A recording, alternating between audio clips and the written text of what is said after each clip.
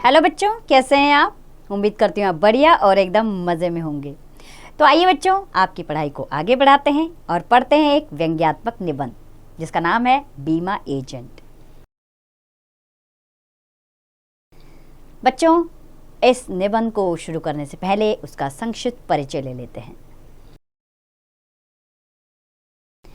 बच्चों, जीवन बीमा सभी व्यक्तियों के लिए बहुत उपयोगी है। विदेशों में लोग बीमा सुविधा का भरपूर लाभ उठाते हैं। वहाँ मनुष्यों का ही नहीं, मकान और वस्तुओं का भी बीमा होता है। लेकिन हमारे देश में अज्ञानता और लापरवाही के कारण लोग इसके महत्व को नहीं समझते। बीमा एजेंट को भी उन्हें समझाने में मुश्किल होती है। ऐसे ही एक बीमा एजेंट की आप बीती इस निबंध में हास्य व्यंग्यात्मक शैली में दी गई है। तो आइए उसे शुरू करते हैं। उनके पास कार थी, बंगला भी था, सब पार्टियों में बुलाए जाते थे। रईस यानी कि बहुत अमीर। रईस और बड़े आदमी होने के जितने चिन्ह होते हैं सब उनमें थे। वह बीए पास थे, मैं एमए पास था। मैं उनसे भी बढ़कर रईस बन सकता था। उन्होंने बीमा कंपनी की एजेंसी के सब लाभ मुझे समझाए, जिससे मैं इस परिणाम पर पहुंचूं कि मृत्यु के पश्चात का अर्थ होता है उसके बाद, मृत्यु के पश्चात स्वर्ग में और इस संसार में नेतागिरी में जो सुख मिलता है वही व्यवसाय में बीमा एजेंट बनने से होता है। मैं एजेंट बना और 6 महीने के भीतर मैंने अपने नगर में ही 25,000 का बीमा कर लिया था। एक नवीन यानी कि नए, एक नवीन एजेंट के लिए साधारण बात नहीं थी। अर्थात ये बड़े गर्व की बात थी कि एक व्यक्ति ने नया बीमा एजेंट होते हुए भी 25,000 का बीमा कर लिया था। एक दिन मैंने सुना कि मेरे नगर से 17 मील दूर एक जमींदार रहते हैं। उन्हें अपनी जान का बीमा कराने की बड़ी इच्छा है। बीमा के एजेंट जब सुनते हैं कि कोई जान का बीमा कराने वाला है, तब उनकी वही दशा होती है जो गांधी टोपी देखकर पुलिस की होती है। मैंने सोचा कि ज़्यादा नहीं तो 10,000 का बीमा तो हो ही जाएगा। एक टैक्सी ली, संध्या को 4 बजे घर से निकला। संध्या का अर्थ होता है शाम के समय। हाँ, तो टैक्सी ली और 4 बजे घर से निकला। सड़क के दोनों ओर गड्ढे जल से भरे हुए थे, जैसे साहुओं की तिजोरियां।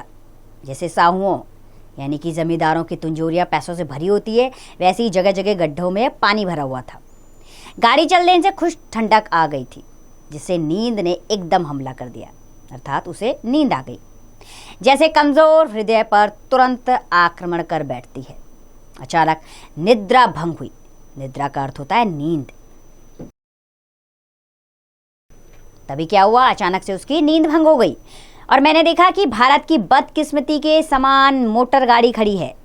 चालक महोदय गाड़ी से उतरे, प्रेमी के हृदय के समान गाड़ी का बोनट खोला, इधर देखा उधर देखा, यह पेच कसा वह बोल्ट खोदा। मैंने कहा, मेरी सहायता अपेक्षित हो। अपेक्षित यानी कि आपको अपेक्षा है, उसकी जरूरत है। अपेक्षित हो तो कहिए। ड्राइवर ने पुराने सिरके के समान कुछ तीखे मिजाज में कहा, बाबूजी, यह किताब नहीं है कि डिक्शनरी खोलकर जिसका अर्थ चाहा लगा लिया। यह है मशीन। मशीन और स्त्री जिस समय बिगड़ जाती है, सब बुद्धि पेंशन पाए पुलिसकर्मियों के समान बेकाम हो जाती है। बेकाम यानी कि बिना काम के हो जाती है।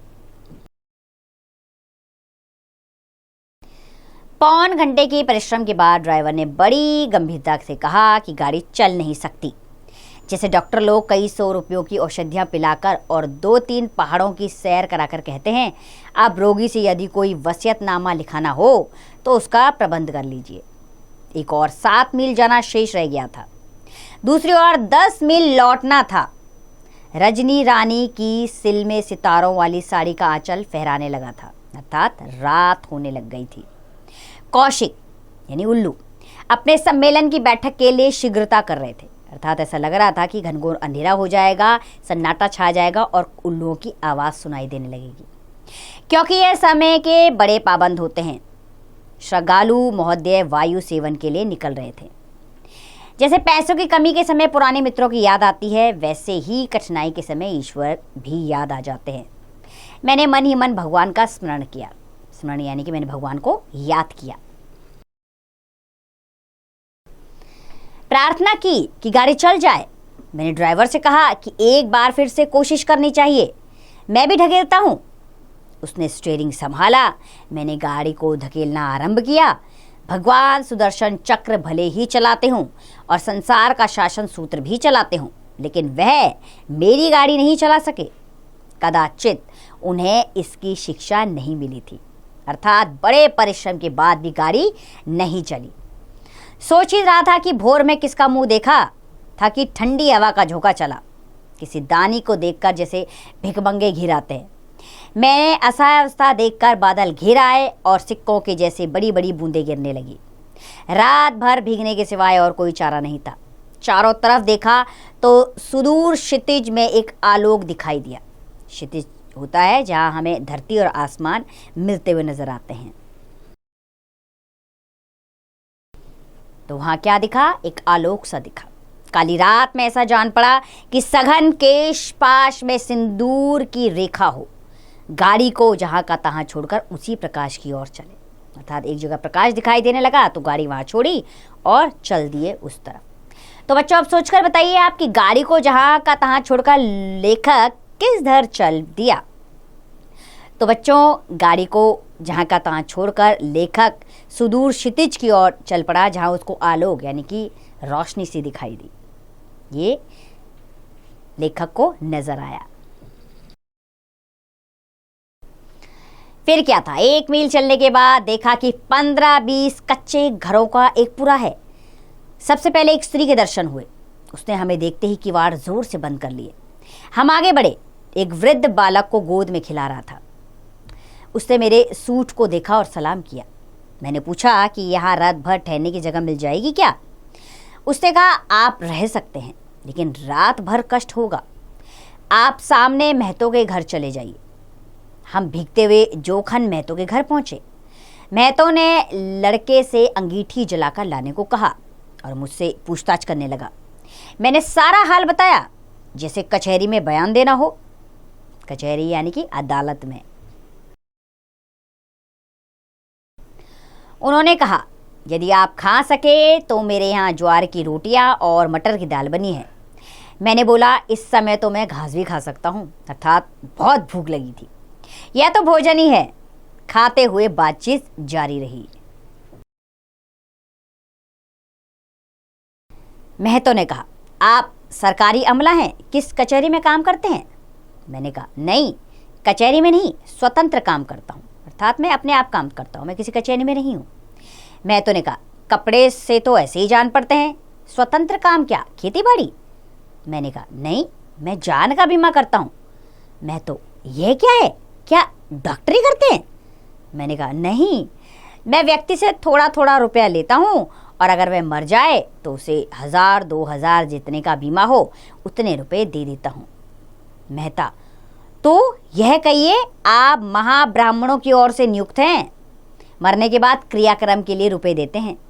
मैंने कहा, महतो जी आप समझे नहीं, मनुष्य का कोई ठिकाना नहीं, कब चल बसे तब उसके घर वाले क्या करेंगे? महतो ने कहा, यह देखना तो भगवान का काम है कि क्या करेंगे, हम क्या कर सकते हैं? मैंने कहा, भगवान तो करेंगे, लेकिन मनुष्य को तो भी सब प्रकार के सजग रहना चाहिए। सजग यानी कि सचेत। मैंने कहा, इंसान का भी तो कोई धर्म है कि उसे भी सचेत रहना चाहिए, सब कुछ भगवान भरोसे तो नहीं छोड़ना चाहिए। महतो ने हैरत और धोखे के मिश्रित भाव चेहरे पे लाते हुए कहा, सहायता करनी है तो कीजिए, फिर उनसे रुपए क्यों लेते हैं? मैंने कहा, यह तो सहायता है और साथ साथ व्यवसाय भी चलता है। मैं तो बोला, व्यवसाय भले ही हो, सहायता नहीं हो सकती। मेरा ही रुपया मुझसे लेकर मुझे को सहायता देते हैं, यह तो मूर्ख बनाना हुआ। मैं समझ गया, लेकिन जाल में फंसने वाला नहीं हूँ। अभी अभी 6 महीने हुए हैं कि एक साधु आया था। उसने कहा था कि 1 नोट का हम 2 नोट बना देंगे। अलगू सुनार के 50 रुपये वह इसी प्रकार ले गया। आप लोग बढ़िया बढ़िया कपड़े पहनकर वेश बनाकर गांव वालों को ठगने चलते हैं। मैंने लाख समझाया, उसने विश्वास नहीं किया। बोला, आपने बता दिया, अब आप कृपया करके यहाँ से जाइए। अच्छा बच्चों, अब सोच कर बताइए कि महतो ने बीमा एजेंट को क्या समझा। तो बच्चों, महतो ने बीमा एजेंट को एक धोखेबाज इंसान समझा। उसे लगा कि ये धोखा देकर लोगों के पैसे हड़प लेता है।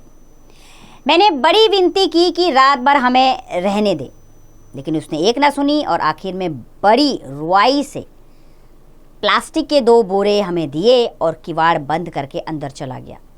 किवाड़ बंद करते समय मुझे ये शब्द सुनाई पड़े, भगवान इनसे रक्षा करना, ये सब शहर से गांव वालों को ठगने आते हैं।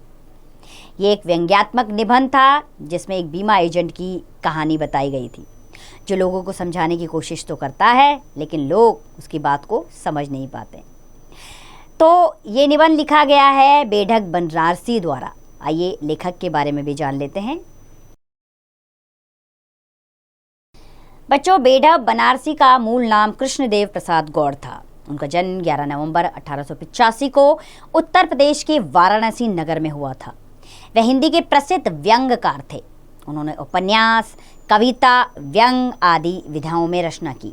उनकी प्रमुख रचनाएं हैं लेफ्टिनेंट पिग्सन की डायरी, ये उपन्यास है, बेढक की बैठक, बनारसी इक्का, गांधी का भूत और जब मैं मर गया था, ये एक व्यंग लेख है। अभिनीता एक नाटक है जो उनके द्वारा लिखा गया है और काव्य कमल ये कविता संग्रह है। बच्चों, 6 मई 1968 को उनका निधन हो गया। तो बच्चों, इस व्यंग निबंध के द्वारा लेखक ने हमें यह समझाने का प्रयास किया है कि लोग बीमा कंपनी और उनके द्वारा भेजे गए लोगों को क्या समझते हैं, बेकार समझते हैं और नुकसान पहुंचाने वाला समझते हैं, जबकि ऐसा है नहीं। हमें इसके अंदर यानी इसके भाव को समझना होगा कि ये हमारी बेहतरी के लिए भी काम किया जाता है इसमें। तो इस बात को हमें समझने की ज़रूरत है और औरों तक भी इस बात को पहुंचाने की ज़रूरत है, जिसके लिए ज़रूर आप कुछ ना कुछ करेंगे। आप समझाएंगे लोगों को कि बीमा करना ये हमारे लिए आवश्यक है, हमारे भविष्य को ये सुनिश्चित करता है, ताकि जब हमें ज़रूरत पड़े तो ये पैसे हमारे काम आ सके। उम्मीद करती हूँ ये लेख आपको अच्छा लगा होगा और समझ आया होगा। अब इसका अभ्यास कार्य आप स्वयं कीजिए।